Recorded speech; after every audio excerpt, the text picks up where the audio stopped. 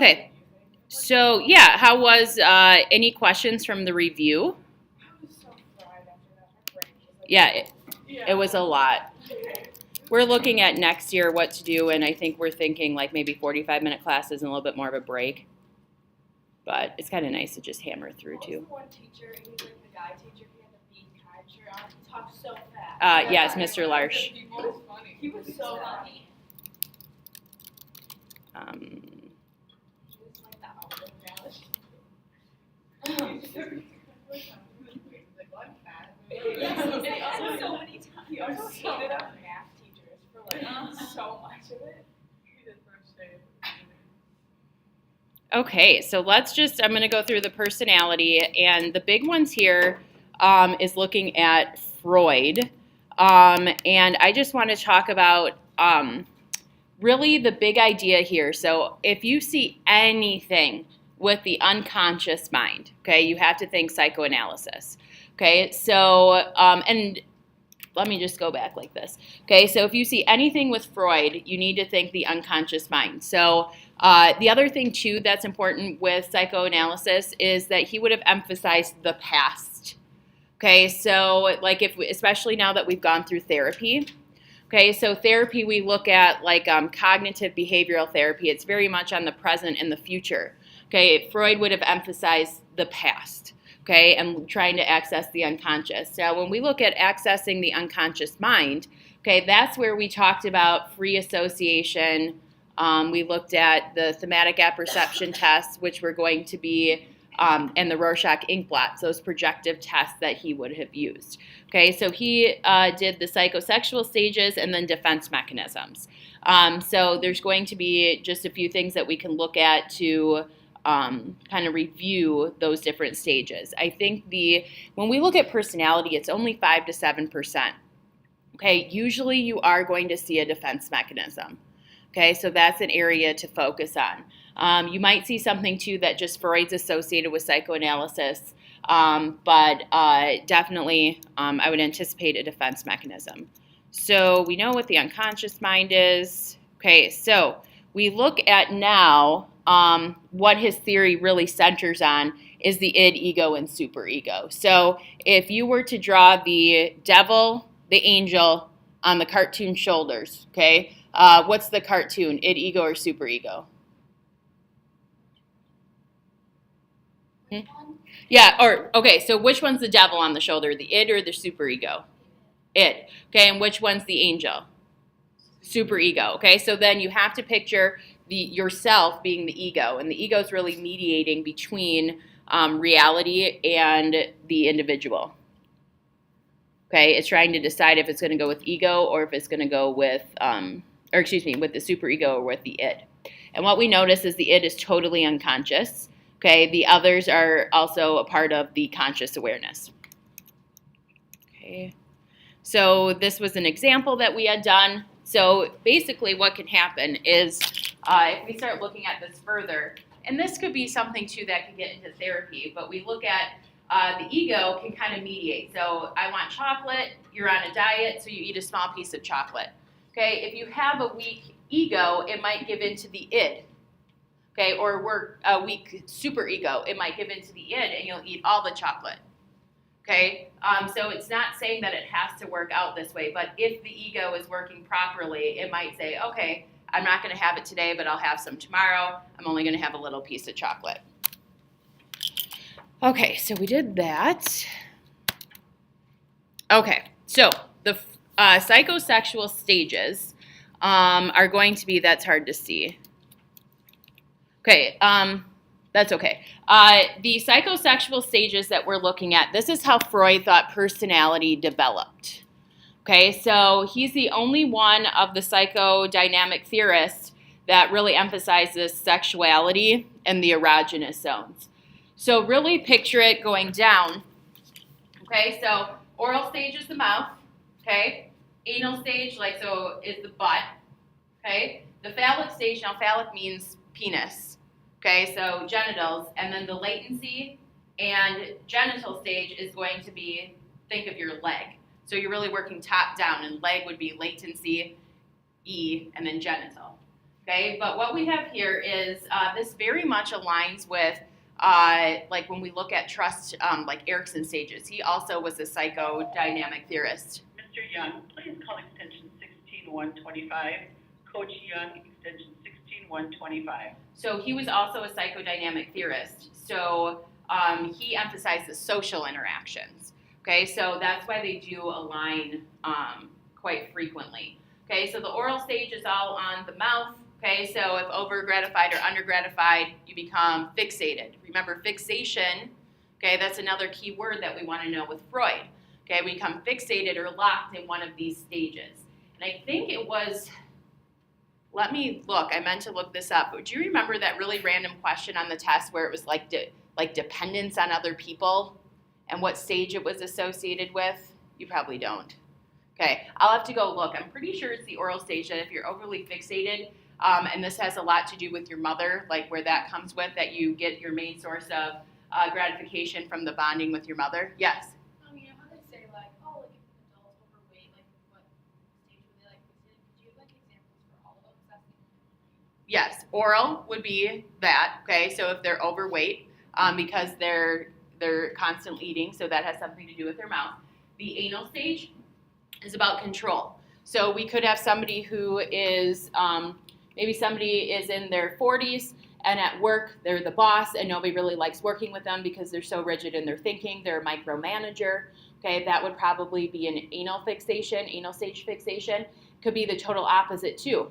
Okay, somebody is still living at home with their parents, they can't keep a steady job, they're really messy, so that would be like no control at all. Okay, so that would be with the anal stage. And if you can think about like having to hold it, okay, until you can go to the bathroom, that's control.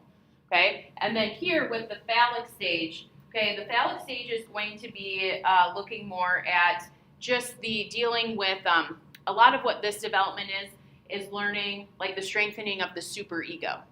Okay, so the superego becomes a lot stronger in the phallic stage, and he said that was because of the Oedipus complex, the Electra complex, and you're kind of realizing that these feelings and what's appropriate. Okay, so this is where the superego is strengthened the most. So really, id develops first, then ego, then superego. And then here, there's no fixation in the latent and genital stages. Okay. Can you become fixated in the phallic? Yes, and that's going to have to do more with like, let's see. I think with the phallic stage and fixation, it's going to be more of the dealing with the superego. But let me look and I'll let you know in class, because I can't think off the top of my head. All right, so the other thing is this is largely biological. Okay, we've looked at all this. Let me just go. Okay, is there anything you want to review with the defense mechanisms?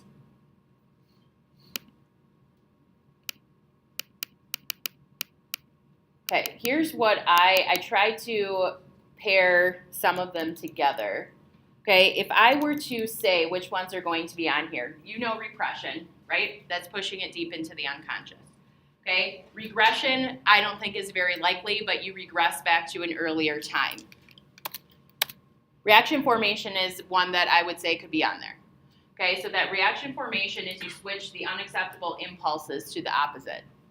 Okay, so when we look at reaction formation, we're looking at, this could be somebody, we've done examples where somebody has feelings for people of the same sex, but they don't think it's appropriate. So then they act out like and join anti-gay organizations, okay, and like go picket or something like that.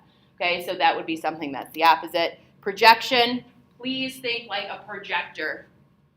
Okay, because I know projection and displacement tend to be a little bit confusing. So here, you feel this way, you project your feelings onto somebody else. Okay, there's no other people really involved with it. And then those I wouldn't say. Displacement and sublimation are both, they're both displacement, but this is the other one that people get confused with with projection and displacement. That's often a confusing pair. Okay, so somebody has said something to you or something has happened to you and you can't say anything back, so you are going to put that onto another person. This is different than projection because projection is just, I have feelings of insecurity. Okay, I have feelings of anger, okay, or hostility, and they're like always with me, so then I project onto somebody else. This is more like situational. Okay, so somebody yells at me, I can't yell at them, I go yell at somebody else that I can yell at. Okay, so if you can think of this more like an immediate thing where projection tends to be more like a personality characteristic. Right. Yes. Yep. And then sometimes what we do is we do it in a healthy way, but I mean, you're still not dealing with the issue, but you're upset, so you go for a run, then you feel better. You put your anger into the run, so you still didn't deal with the issue. Okay, so now let's go. I just wanted to review Freud quickly. Now let's look at some of the other theories that tend to be a little bit more ambiguous. Oh, I found something for you. The stages of denial.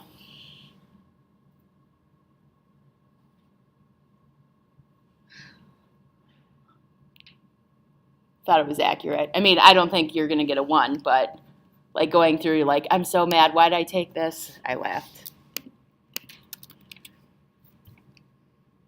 Okay, so with trait theory is also going to be largely biological. So this is something that I do want you to consider, is that Freud considered it biologically predetermined. Trait theory is also going to be considered biological, that it's heredity. Okay, and that trait is that stable and enduring pattern. So when we're looking at this theory, anytime you see trait, you really think about I'm extroverted, like think of the ocean, openness, conscientiousness, etc. Okay, so a trait is that stable and enduring pattern, and it is believed to be largely genetic. Obviously, there are some environmental influences. Okay, so with the trait, okay, this is where, and actually this factor analysis, okay, because if we get time, I plan to talk about intelligence because this is both talking about tests.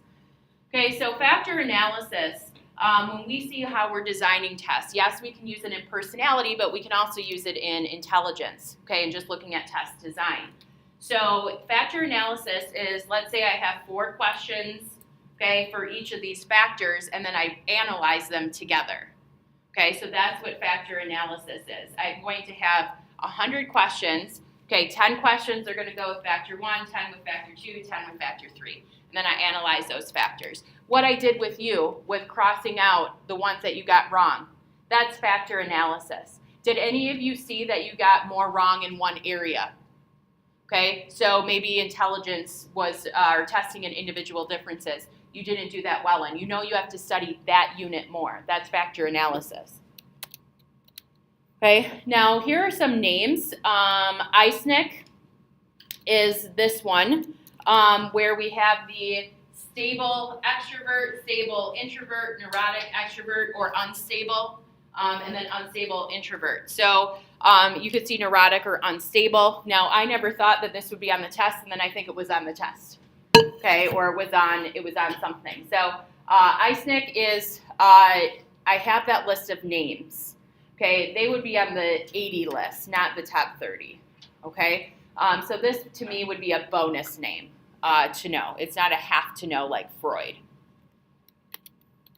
Okay, so basically what it is you fall into one of these quadrants. Okay, and then we talked about genetic. This is where temperament. We had talked about temperament with development. Okay, so temperament is your natural disposition. Okay, so kids when they're born, okay, or babies can be happy babies. They can be slow to warm up, so they're a little bit cautious. They can be difficult babies where they have colic. Okay, and this is largely because of how their brain is working. So an introvert, okay, has a much longer pathway, a more active brain than an extrovert, so they don't need external stimulation. Okay. Now, here's where we're going to see get into the tests again. Okay, so this is where I'm going to connect it with intelligence as well. Okay, so personality inventory is when you assess several traits at once. That's kind of what we would say call our personality tests. Okay, and here are some examples. Okay, the MMPI. I think I may have shown some examples of the MMPI. It's the Minnesota Multiphasic Personality Inventory. That one is actually empirically derived. Okay, so that means that it's been scientifically tested, gone through the scientific method. And what it is that one can actually be used to help assess disorders. Okay, so especially personality disorders. So that one is like 600 questions. Okay, so it's a lot. And that one is, I think you have to be trained to administer and interpret the MMPI. We talked about the ISNIC with the quadrants, and then the Big Five is the OCEAN acronym. So those are going to be inventories. Now let's talk about the difference between objective and projective. Okay, objective is going to be these personality inventories. Objective is when you fill in a bubble, okay, and then I can add things up. And I can have a list of procedures and how we're going to do it, okay, and then I could have consistent results among all of you because I'm just adding things up and have some type of formula. So an objective test might be a personality inventory with multiple choice, okay? The projective are going to be used primarily for psychoanalysis and psychodynamic theory. Okay, so Freud would have used the projective test. Those are more subjective. Like if I think of an objective test, multiple choice. Subjective, essay. Okay, but this is meant to project what's in your unconscious mind. Okay, so now we have to talk about two words, validity and reliability. Okay, if something is valid, it measures what it says it's measuring. Okay, you definitely should know, and I would star this, validity or reliability. Okay, because validity and reliability could appear in this part, but it could also appear in thinking or individual differences or intelligence. Okay, so validity is a test says or measures what it says it's measuring. So if I take a Big Five personality test, I'm actually measuring openness, conscientiousness, extroversion, etc.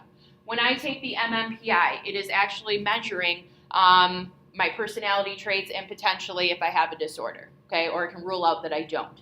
Okay, so that's what validity is. Now, reliability would be that it's consistent. Okay, so if I were to administer a test, I could do a test-retest, okay, where I give you a test, 6 months later I give you the same test. Okay, so that might be kind of like a bonus thing to write down, the test-retest for reliability. Okay, and then there is one so the test-retest, but then there's like a first half and second half where they essentially, sometimes you feel like you're repeating questions and that's what they're trying to do, but they're asking it in a different way. So like the first half of the test and the second half of the test are compared to one another. I can't remember what that one's called. Hold on, I'm going to look because it'll bother me. Oops, reliability.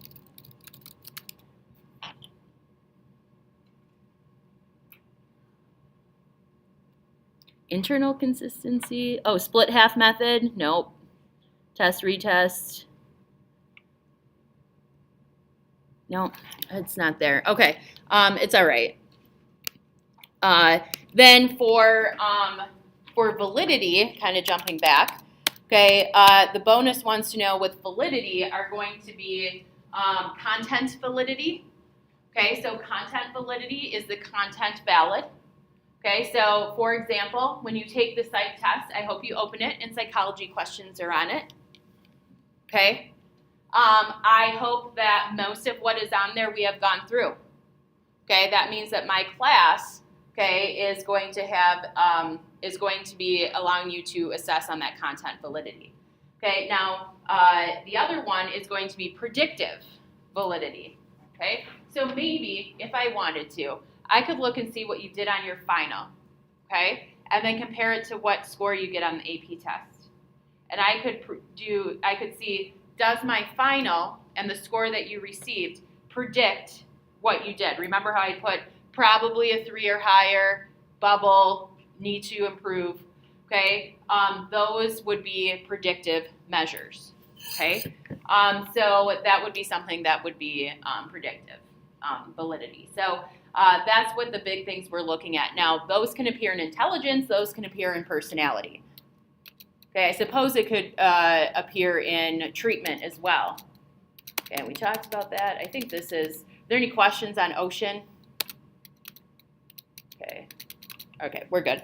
All right, so now the last one we're going to look at is humanistic and sociocognitive. Oh, I must have done two. Okay, so here, humanistic is a must-know, this Maslow hierarchy of needs, okay, because this can appear in several different units. Okay, so with humanistic, okay, if we go back and we look at the theorists, okay, and we look at the perspectives, we look at treatment, we look at personality, okay, to understand humanistic, really think human, okay, and looking at the potential in the human. As my friend used to say, humanistic is very huggy, okay, like Carl Rogers, looking at them and trying to create that unconditional positive regard. Okay, so when we look at humanistic theorists, they are looking at, okay, how our personality develops because of our natural desire to become better. Okay, and if we don't have that desire to become better, what's lacking? They're going to say probably unconditional positive regard. Okay, so here is the hierarchy of needs. Okay, this is a must-know. You have to know what each of these are. So PS less, PS less. Okay, and overall you can really look at these as biological needs and social needs. Okay, so these biological needs, how the theory goes, is that if I don't have these needs met, okay, I can't really worry about those higher needs. Okay, so if I don't have food and water, okay, I may put myself in unsafe situations so I can get food and water. Okay, because that's my most basic. And then once I've secured it, I can work up that hierarchy. Yes? What is the yellow one? Yellow says, oh, you can't read that neither. Love and belonging. I don't know why to look. I know it. Love and belonging. Okay? So physiological and safety. Then love and belonging and esteem. Okay? And then self-actualization. Okay? Hopefully most of you, you're not self-actualized because you're in high school. Please don't let this be your peak. Okay? Peaked in 8th grade.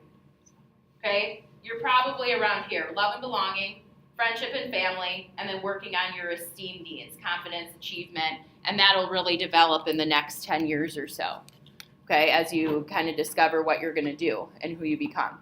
Okay, so how does this relate to personality? Okay, this relates to personality because we have this drive, the self-actualizing tendency, okay, or self-actualization. We want to get to that top.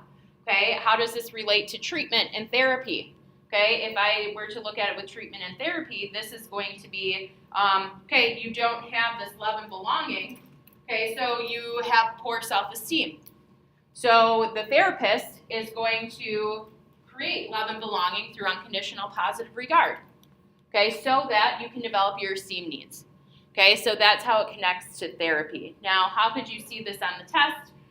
You could see something like, you know, Johnny has a very tight group of friends, knows that you can count on him, but he really doesn't know what he wants to do with his life. Okay, which need is he working on?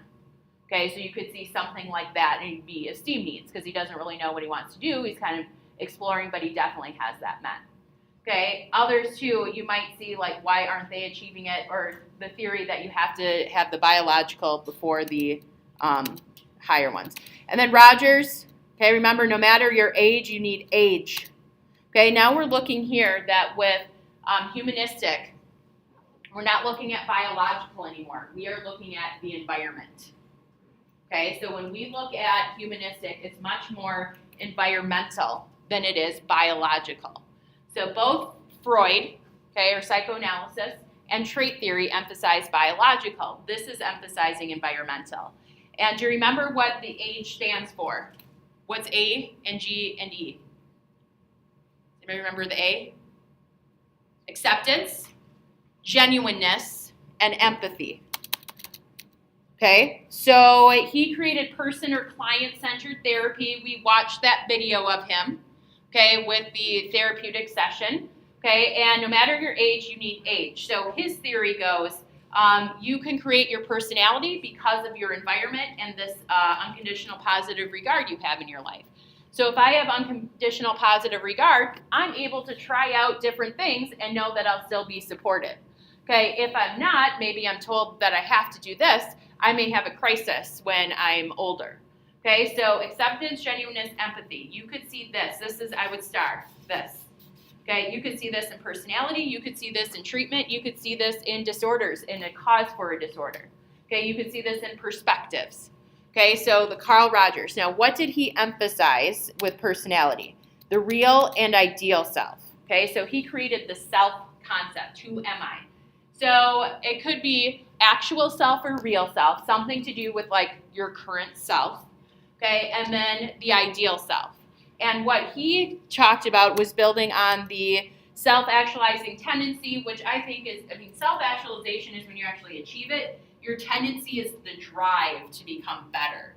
Okay, so the self-actualizing tendency is going to be when you are going to have that drive to do something better.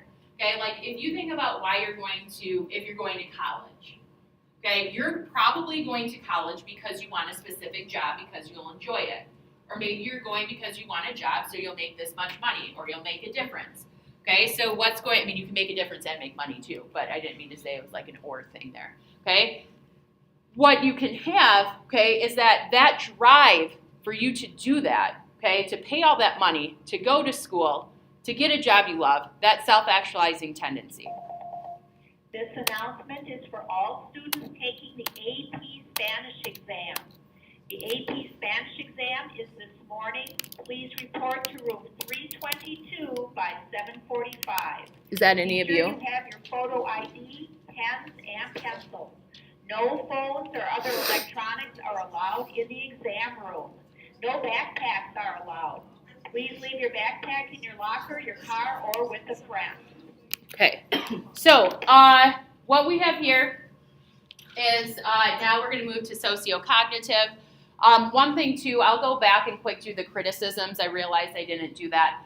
Sociocognitive perspective is looking at how it still emphasizes the environment, but it's also looking at how my personal factors interact with the environment.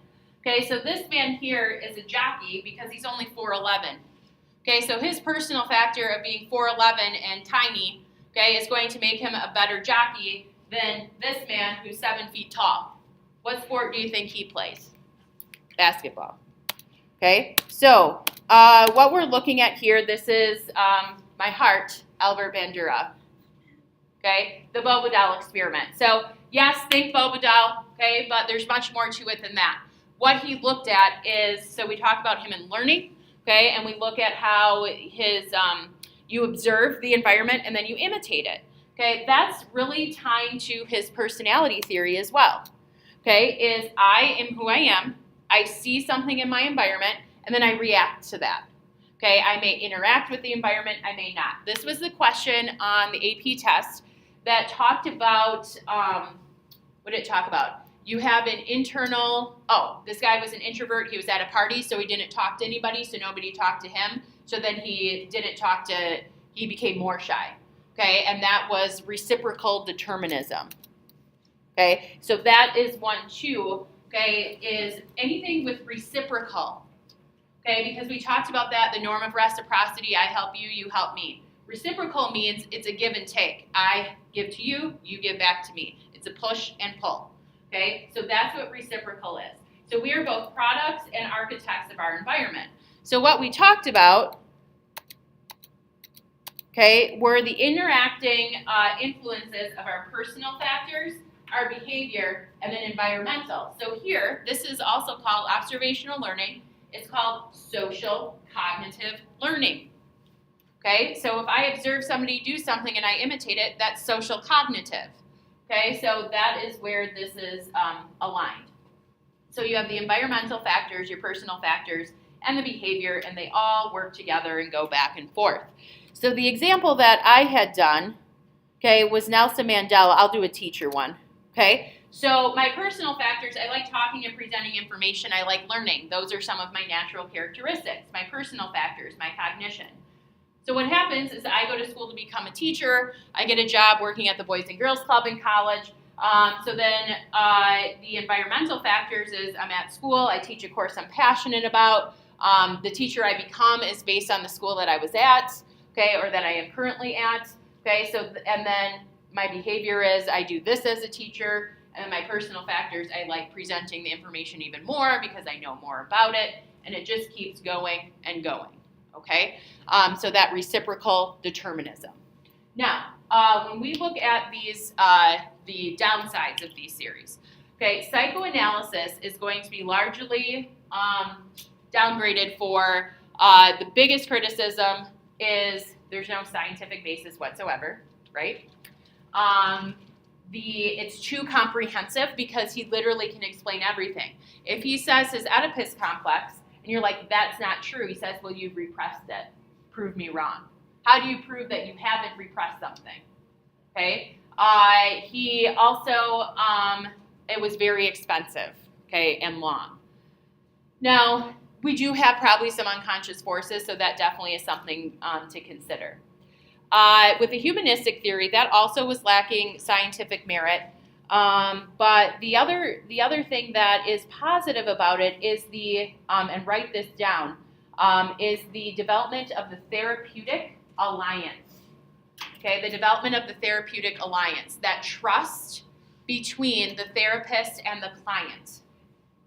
Okay. So what it is like when somebody goes to therapy, they realize that the therapist is there for their best interest, okay? And they're going there to get better and they can trust the therapist. If they can't trust the therapist, there's not a therapeutic alliance there, okay? The trait theory is going to be looking at probably overemphasizing genetics a little bit, okay? And sometimes having too narrow of a focus, okay, on just traits, okay, that you have to consider the environment. And then here, oh yeah, I didn't even get to this. Okay, this is where we also talked about the external versus internal locus of control. Okay, so anytime you see X, okay, so external, extrinsic, okay, that's outside, like it's outside of your body. It's outside forces in the environment. Okay, so environmental, external. Where internal, okay, or intrinsic is going to be from within, like intrapersonal. Okay, and then we talked about optimism and pessimism. Okay, and which one of these is more linked with bad health? Yeah, pessimism is more linked with bad health. Okay, positive psychology is studying how people are successful. It's looking at the positive traits and it's more wellness based. Okay, looking at that. Like right now, May is Mental Health Awareness Month. Okay, so it could be mental health and illness or mental health. People use it interchangeably. Okay, so evaluating, not enough on the individual. Okay, looking too much at the situation. Oh, that's the thing with trait theory. Okay, with trait theory, there's too much emphasis. They overlook the situation. Okay, so with trait theory, they overlook the situation. So I had used an example that when I was a freshman in high school, okay, I was a little bit more shy and timid. Okay, so somebody from college had met a guy that was a senior when I was a freshman, and she was like, "Oh, my roommate's from Antigo," and told him my name. He's like, "Is that really shy girl?" She's like, "No, I don't think we're talking about the same person." But as a freshman to a senior guy, am I going to be outgoing? Probably not. Okay, at least I wasn't. Some people would have been, but I didn't have the confidence then that I clearly do now. Okay, just kidding. Sometimes I'm still quiet around some people. So, any questions? How you feeling? Wonderful. Good? So wait, the FRQ we did in class yesterday, there was two sides, would that have been the That's same? one more question on that. No. The reason that I did the FRQ that way yesterday is I wanted you to see two separate prompts. Okay, so yesterday's FRQs is I wanted you to see 2 separate prompts, but I didn't want you to answer all 8 terms because it would have taken too long. Okay. So usually if you see one method, the other one definitely is not methods. Yeah, I just wanted to look at those because usually there's a methods question on the FRQ. If you have any questions, you can come on up. That's what I realized. I texted you. I'm like, I didn't know. Huh? Yesterday, I was taking the GO test, so I was like, Oh, I don't think I have it with me. but, I mean, if I can just get it. Yeah, perfect. Now where's my recording here?